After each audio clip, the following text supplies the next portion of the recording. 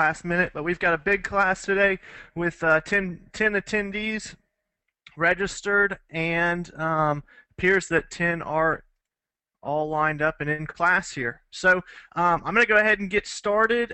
Quick introduction for those of you who haven't taken my class. I'll talk a little bit briefly about myself, but then I'm going to go ahead and put some instructions up for you guys to be able to get in touch with me. So give me 1 second here.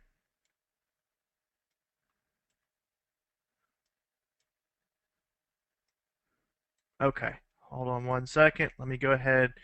I'll do my introduction after I get everybody straight here.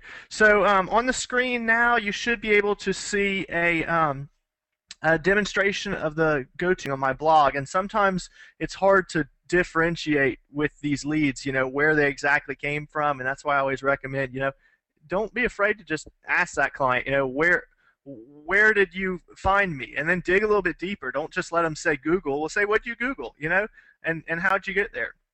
But anyway, ever since 2008, I've been working with the Real Estate Tomato.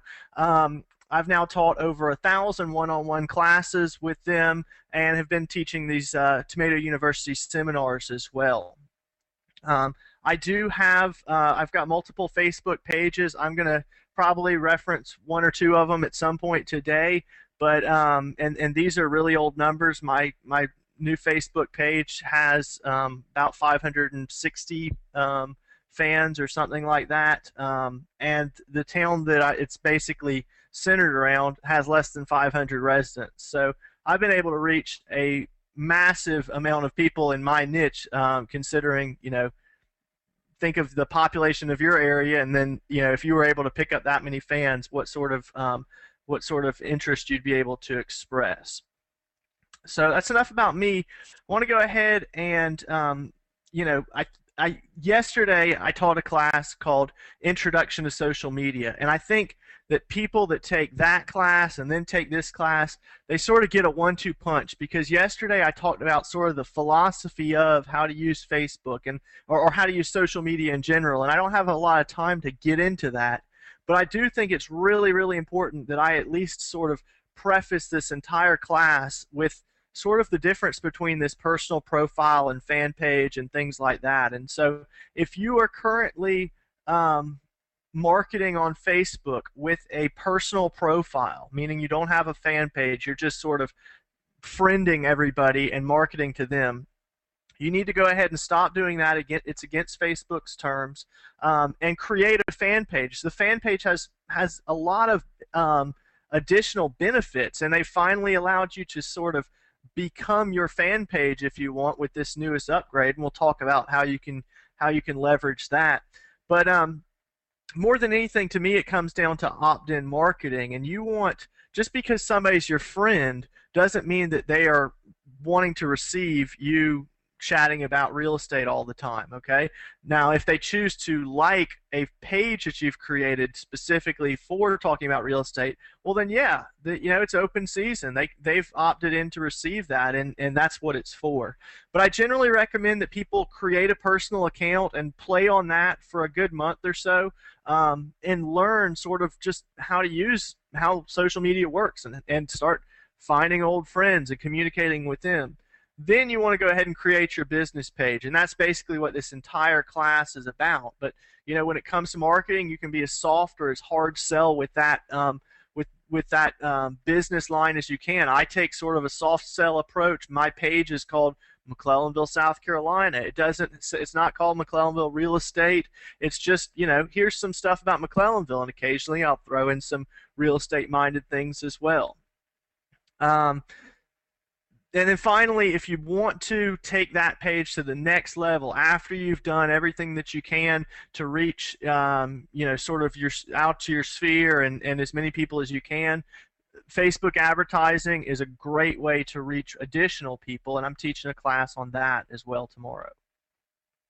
Before we get too far into the class, I do have to say, I think sort of the most important thing I'm going to say today to preface this lesson is, don't get caught up in this numbers game. I'm going to, purely for demonstrational purposes, I'm going to be mentioning, so and so many fans, and this page has a lot of fans here, and things like that. um, don't try to compare and contrast. In fact, I got an email right before this class that said, "Are you going to teach me how to get 500 fans?" And I can't say yes, I'm going to get you 500 fans. I know that the agent that emailed me, I know that I can get him 500 fans. But in the end, it depends on your market and sort of how you name things on how many fans you're going to get. But what I like to point out to people is, which would you rather have? 500 fans who are mostly spammers or realtors or close friends that you already had their business, or would you rather have 20 fans that are highly potential clients that you found through Facebook? I'd rather have that latter, because all the realtors in the world being fans on my fan page doesn't mean that I'm going to be able to produce a dime out of them. And so, it's just sort of, think about who your audience is and focus on that. And if you're getting good responses when you post content and people are leaving comments or they're liking it, then that is more important in my opinion. And then I threw this, sort of graph up here to show, the average person, if you figure that the average page has 100 fans, 90% of them are just sort of sitting in the backdrop. 9 out of those 100 are going to contribute every now and then. They might like something here and there. And then only 1%, that 1 out of 100, is really going to be like a heavy contributor where they're leaving a comment on almost everything you write. They're liking this, they're liking that. And so really when we talk about it, sort of these numbers, we almost have to divide by 10 and in order to get a real good number of how many people we're reaching. But one of the things that I've liked that Facebook has started doing is, if you go visit the Insights tab, and I don't have all day to talk about Insights, but they show the number of active users you have, and I think that's a really good way to measure what the reach that you're getting, better than the actual number of fans. But let's go ahead and see what we're going to talk about here today. And again, I have sort of modified this class 3 times now, and the great thing about teaching a class on Facebook is, as soon as you get something set up, they're going to come along and flip your world upside down and change everything. So I've spent basically all day today updating the class with the newer changes that Facebook has made. So this is sort of an older list, but basically the goal for today is to first define your target. Second, come up with a business plan, set up pages, talk about some privacy settings, adding content, discuss something called EdgeRank. We are going to talk about Insights briefly, promotions, and then discuss automating and Facebook fan page retention and things like that. So a lot on the subject matter today, but the first thing that I think some of you guys, I would imagine that most people in this classroom have a fan page, okay? But hopefully by doing this, you may re-examine, and I even have had people, stop what they were doing and sort of throw away their fan page and start over and get better results that second time because they sort of followed these steps that I'm laying out here. So this is a fan page business plan that I sort of came up with that I think everybody should just sort of ask themselves these questions before they even start creating a fan page. And I'm going to send this out to everybody, so you'll have a copy of this at the end of the class. But the first thing is, just ask yourself, I want to create a page about, and I put a little asterisk here, choose untapped niches. If there's already a page called 365 Things to Do in Austin, Texas, and they're doing a great job, then why in the world would you want to try to duplicate that? They've already reached that audience, and nobody's going to want to double subscribe to that same kind of content, even if y'all are throwing out 50% of your content's different. Just think of something that no one else is doing and come up with a page for that. I was lucky enough to just be able to create one called McClellanville, South Carolina, like I said. And I must say, I'll throw this in there real quick. I ask that everybody in this class, if they come across my fan page, please don't like it.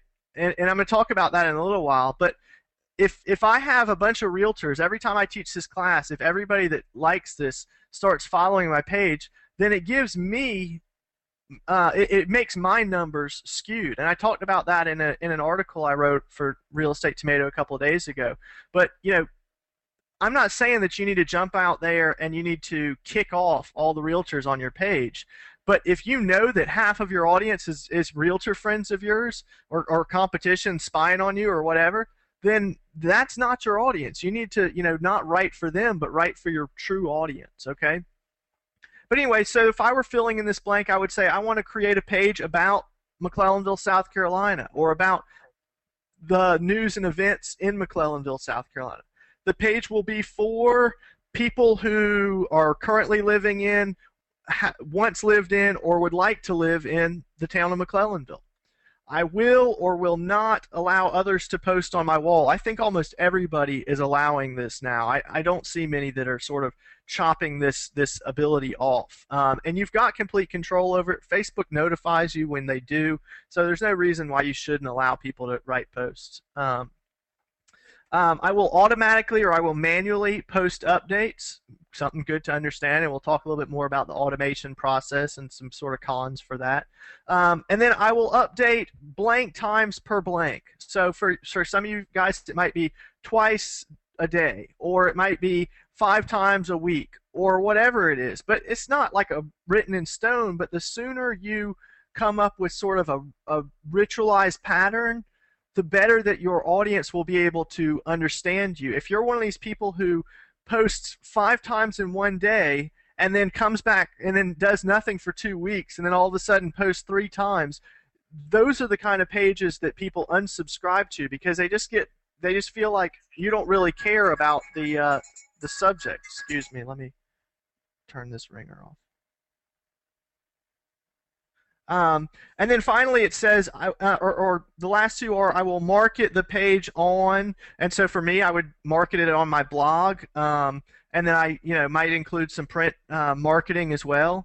And I will use the page to, in a roundabout way, I'm going to use the page to promote my real estate business, but more importantly, I'll use the page to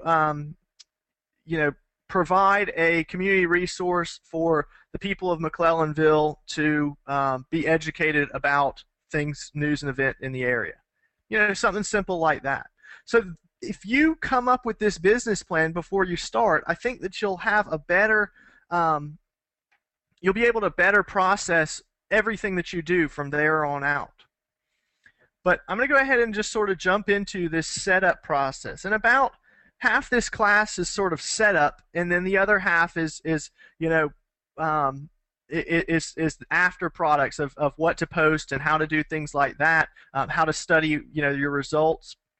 But I think that even if you've got a Facebook fan page and you've been using it for a year, this was actually the case of one of the people that I was working with last time. Let me see if he's in the room here. No. Yeah, he is. Okay, so Marty was in the room, actually took my Facebook advertising class last year, and just briefly through the notes that I had given him, he decided that he was going to take down a page that he had had up for quite a while, which had less than 100 fans, and put up a new one with sort of a different, again, sort of thinking about this business plan. He just had a little bit of a different plan in mind, and that page now has 1,200 fans, and it had like 500 within a day or two. So, it was just some simple modifications that he did in the process, and I think a lot of these are things that I'm going to cover here. But the first thing that you're going to have to decide on when you, and I'll send out this email, anytime you see a link in this presentation, I'm going to send out to you guys at the end of the class.